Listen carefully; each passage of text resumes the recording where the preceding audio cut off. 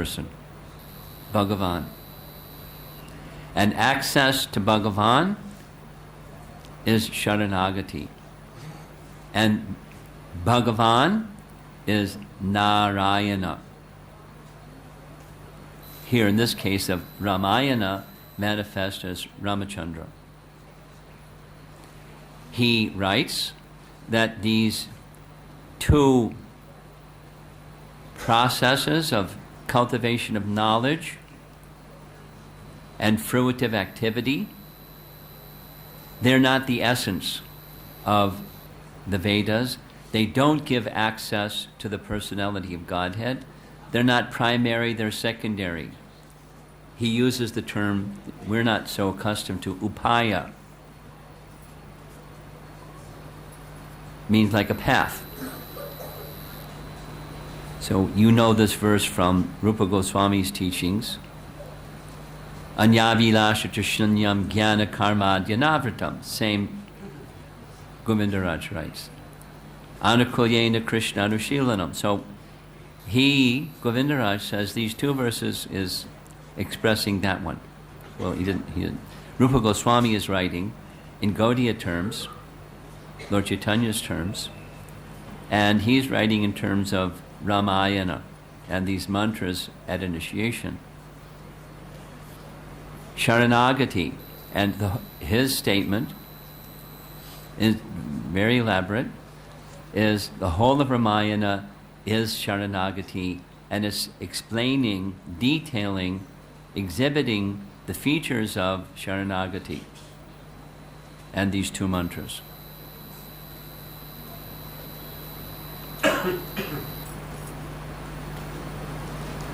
So the first of the two mantras in this Dvayi mantra, Shriman Narayana Charanau Sharanam Prapadye. And his way of translating it is, I'm only hopeful to attain the shelter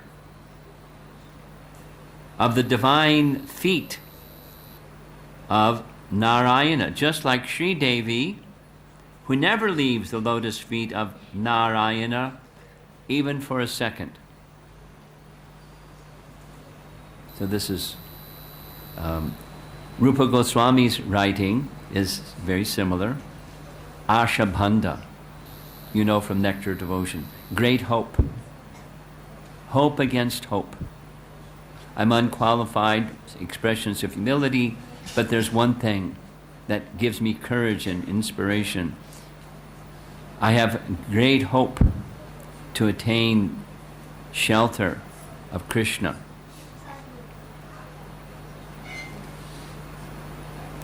So that's this mantra. And like the goddess of fortune, Lakshmi, Shriman, like her, she's always at the feet of Narayana. Lakshmi, Narayana. Worship of Narayana with Lakshmi, not worship of Narayana without Lakshmi. Not worship of Lakshmi without Narayana. They're together, inseparably. So like her, let me be like her. Always at the feet, always aspiring for the shelter. So that's the first of the two mantras. The second, Srimate Narayanaya Namaha.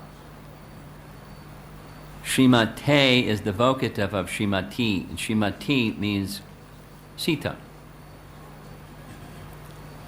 And Narayanaya Namaha. Srimate Narayanaya Namaha. And his rendering, his translation of that phrase is, may I always, in all time, place, and circumstance, it's like Atma-nivedana, all time, all place, I'm living my life in this world. Not just when I'm chanting japa, or when I'm worshipping the deity, or when I'm hearing Srimad Bhagavatam class, but in all the aspects of my life, all time, place, circumstance. I wish that to be the rendering of service for the pleasure of Lakshmi Narayana, and then Namaha. May I not have even the feeling of doing those things for myself. That's fruitive activity. May I leave to the side this fruitive activity intention. There's only one thing. That's the negative, then there's the positive. Service, the mood of service.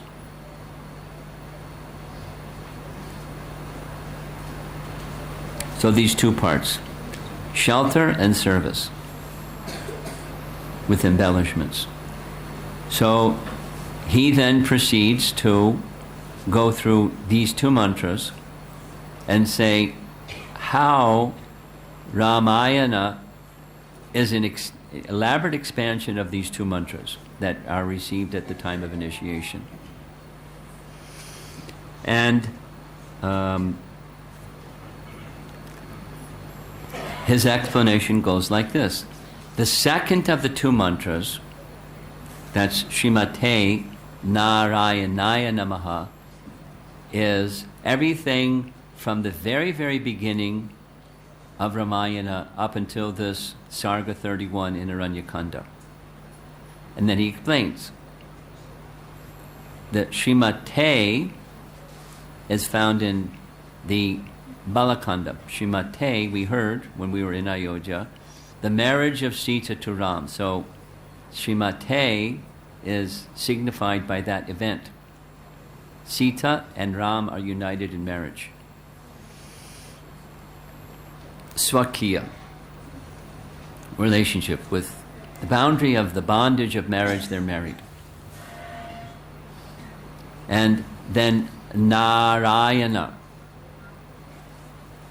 is found in Ayodhya Kanda, the second, like Canto 2. Ayodhya Kanda is Ram's, the details and details and details and details of who is this person who is worthy of taking shelter, of surrendering unto.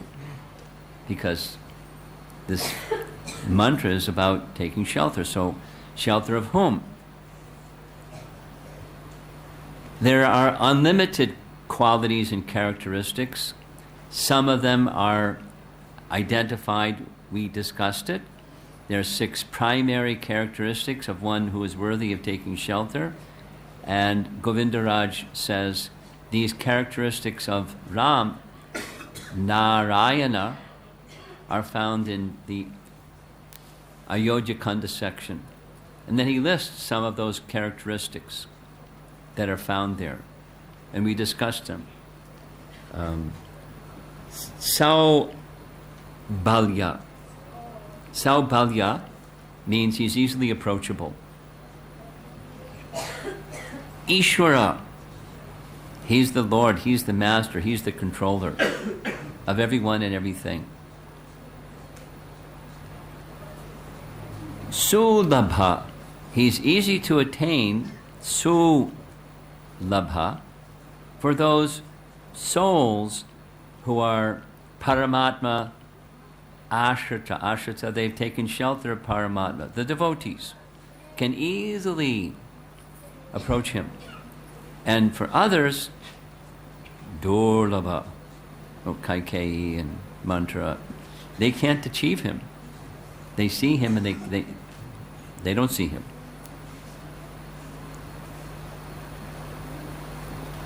Vishalaksha, he has wisdom and is far-sighted.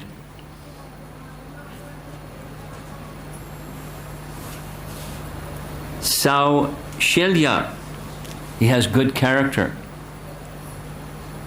He's in very gentle behavior, and so on. So we're in Ayodhya Kanda, Govindaraj writes, we're introduced to Narayana. Who is he? What are the characteristics of him that make him a worthy place of surrender? And then the next phrase is Ayana, Srimate Narayana, Narayanaya. So the Aya, when that goes at the end of a word, it means unto. Unto Narayana. So what does unto Narayana mean? What do you do when you go unto Narayana? He explains, you do service. You recognize who he is, you do service, just like Krishna says in Bhagavad Gita. Those who know me as the source of everything, they engage in my devotional service. So once you know who Ramachandra is, who Narayana in the form of Ramachandra is, you engage in service. They use, the Sri Vaishnava Acharyas use this term kinkara. Kinkara means a servant. And vritti, the activities of a servant, that's what you do. That's the ayana, narayanaya. Then namaha. And Padma Purana says, and the Sri Vaishnavas say, because they follow Padma Purana, it means without false ego, or without a false sense of possessiveness. Srimad Bhagavatam's language is aham and mama, I and mine. The possessiveness of mine that's in material consciousness is a result of a misconception of who I am. Say it the other way. If I have a misconception of who I am, I'll have a misconception of what's mine. Say it again. If I think I'm this body, that's what's mine is what comes from this body. And if I'm acting through false ego, then the fruits of my work are mine. So that's kara. Kara is defeated. Namaha. This is what Narayana does to give shelter to the sages. Because the sages simply want service, this ayana. He met the sages before he killed Karandushan and Trishiras. They were seeking service. They were seeking shelter, but they wanted to be engaged in his service. They appealed to him, protection, but they wanted to be engaged in his service.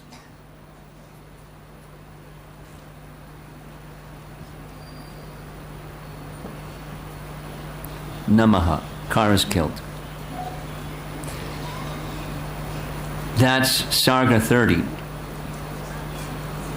And Sarga 31 starts this whole other mood, and that's Shuparnika. She goes wailing to Ravana, kidnap Sita, take revenge, kidnap Sita. So the explanation is by this Sita Apa Harana. Harana means to steal, a thief. And Apa is to obtain. Sita Apa Harana. This second process,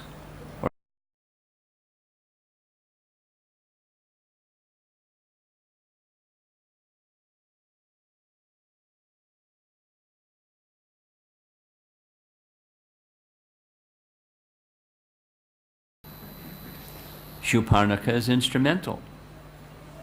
She has a really important role, just as Kaikeyi has a very important role. Remember that discussion? Ha! Valmiki says with surprise. And Yadrichchaya, somehow or another, Shuparnika showed up. Somehow or another, Kaikeyi got this aberrant idea, this very strange idea. And it makes a whole shift in the Leela, and Shuparnika a whole shift in the Leela. Sita Apa Harana. the destruction of Ravana, because certainly a theme of Ramayana is Ram appears to eradicate the demons, headed by Ravana. That was the demigod's appeal, so he does. But essential for fulfilling that mandate or that promise he made is Sita's being kidnapped. Now, it could have happened in a million other ways, however he wants, but that was the arrangement by his Leela. So then Govindaraj starts to explain this. From that position forward, Kara being killed, there's now this other mantra that's at the time of initiation given by the initiating guru to the Sri Vaishnava disciple. Shrimat. Shrimat is Sita. So when in this second portion, when Sita reaches Lanka, Sita makes a friendship with Vibhishan's wife, or Vibhishan's wife makes a friendship with Sita. Her name is Sarama, and through Sita and Sarama, then Vibhishan, his bhakti is carried through his wife to him. Now he's already, Shurparnika already identified when she first met Ram. I have this other brother, he's not like the rest of us. But there's a relationship where he's going to hear through his wife, who had this relationship with Sita. So, Shrimat in that mantra, this is Govindaraja's explanation of how Ramayana is detailing and expanding on these two mantras. Then Narayana, and the Vatsalya feature specifically he points to, the affectionate feature that Ram showed and Hanuman, and actually even to Vali, although it didn't look like it, but that was his affection. Vali went back to Godhead, although he was sinful.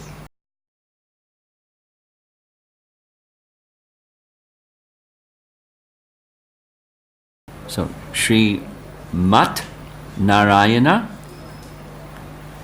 Charanau, the feet of Ramachandra are, along with all the rest of his form, are described in many, many verses. When Hanuman has met Sita and wants to reassure Sita that he's not a wicked messenger, he is Ram's messenger, and in detail he describes the form and features of Ramachandra.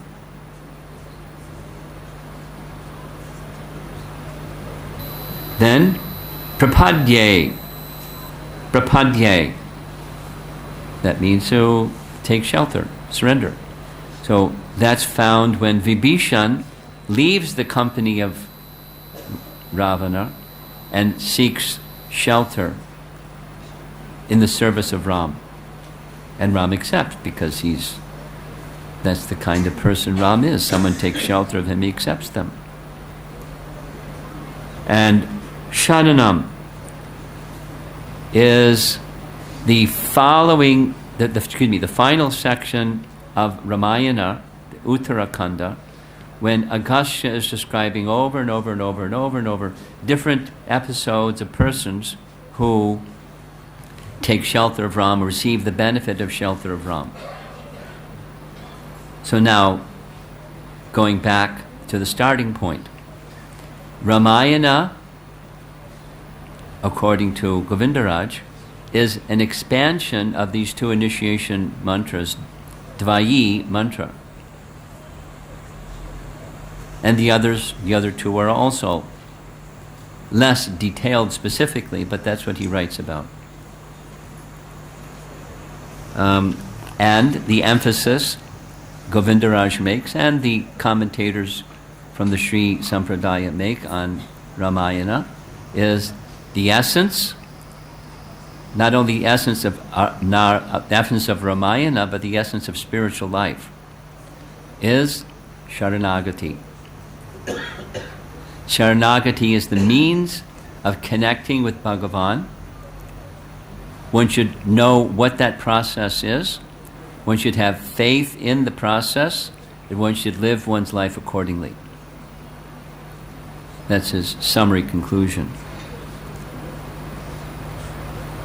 So he ends, Narayana is the cause of creation and the cause of destruction. The time energy moves under his will. And this process of creation, maintenance, and dissolution, according to his will, is one of his leelas. Although it's of this world, this is this Vishishta Advaita conception. He wills it, it comes. He wills it, it's maintained. He wills it, it's withdrawn. And it's his leela. But he doesn't do his leela without the goddess of fortune, Lakshmi. And in this case, Lakshmi is manifested in the form of Sita. And without Sita, there's no meaning to creation, and then there's no leela. She's inextricable, never leaves the feet of Narayana.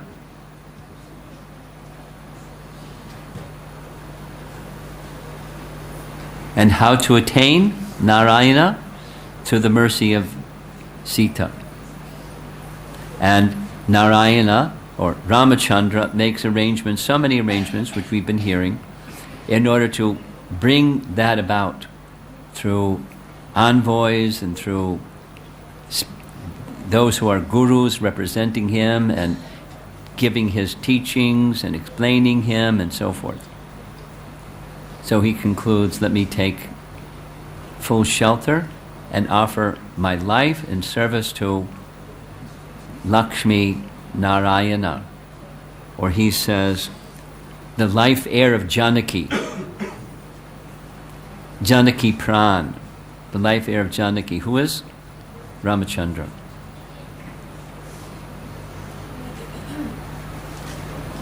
So I thought it would be appropriate on this occasion of initiation to reference Ramayana and how the whole of Ramayana has this same message. And although it's not our line, we're the line of Lord Chaitanya, the teachings that are found here are so similar. The terminology is not identical. The principle is so similar, almost the same. And there's a connection between as followers of Chaitanya Mahaprabhu, who taught Krishna Bhakti, Nitya Siddha Krishna Prema Sadhya Kabonoi Shravanadi Shuddha Chitte Karaye Udoi. That Krishna Prema is within the heart of everyone. So we're hearing about Ramayana, but it's a bridge through the process of surrender to then go further. I'm just a little sharing. I shared with some of the devotees in Nasik when we visited the temple. This whole experience for me has increased my great appreciation and faith in the goal of Krishna Prema, Krishna's unique position in Goloka Vrindavan. Although we're speaking about Ayodhya, it's in the Vaikuntha realm, the uniqueness of Krishna in Goloka has become for me more clear and deeper feeling. And also the appreciation of how Srila Prabhupada has made these very exalted teachings so accessible.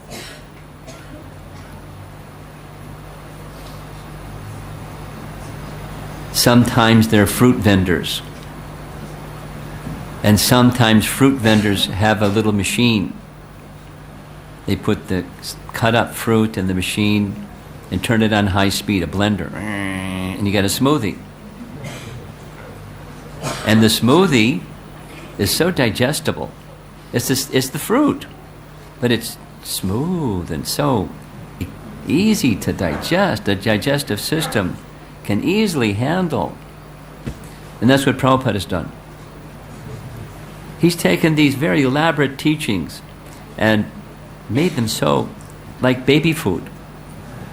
Children's digestion isn't well developed yet, so they have, I don't know what you call it here in India, but it's pablum, it's baby food. It's, just soft and mushy, and here's a little spoonful so because their digestive system is not so strong. And then eventually they can eat what we eat when they have stronger digestion. So we're like little babies. And Prabhupada has made these very elevated teachings very simple. And it's all within his writings. Everything is there. Everything is there. We may not have the detailed appreciation of these things that we've been speaking about, but it's there in Prabhupada's writings. Because it's there in the writings of our disciplic succession. And he's just made it into baby food. Because his audience was the world. He was writing for people that don't know nothing about nothing. And they think they know something about everything.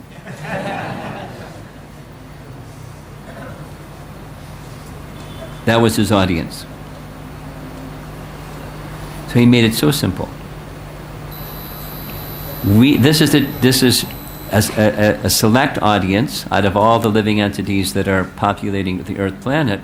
These are living entities. You are devotees who wish to get closer and closer and closer.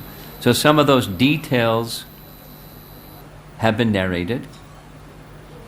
And when you go back and read Prabhupada's books, you'll see, these things are right there in Prabhupada's books.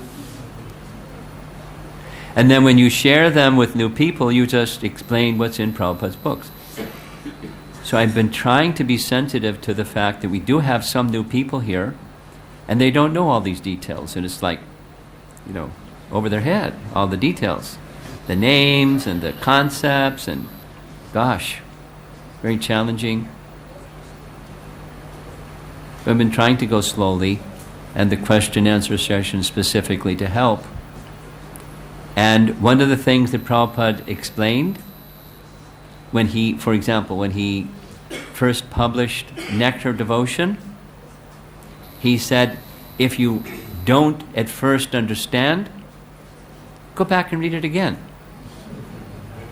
And after reading again, if you still don't understand, go back and read it again. And after reading again and again, eventually you'll understand. So those of you that are new, my apology for so many things that are over your head, and details that may make your head spin. But you can go back and hear the recordings and hear it again, and the details start to fall into place.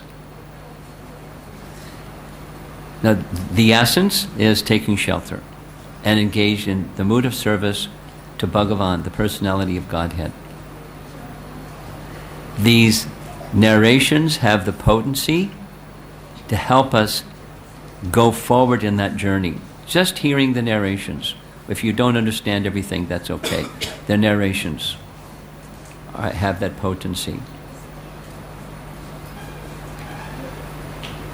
Just like this description of Hanuman putting on his shoulders, he assumed a Vanara form and became big, and put Ram on one shoulder, Lakshman on the other shoulder, and leaped up the mountain, because it's a long journey to get to the top of the mountain, but he could move quickly. And that the acharyas explained, this is the guru carrying the mantra. It's a function. It's a service. to Ram, or service to Krishna, to carry the mantra. But it's just a service. I mean, that's not zero, but it's just a service. It's a menial service, carrying the mantra and transmitting mantra. So that's what we're doing here, this initiation ceremony. Many of the devotees, it's Harinam.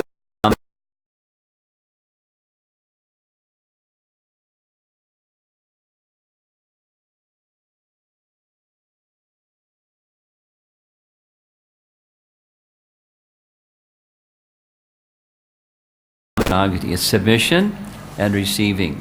Receiving acceptance by disciplic succession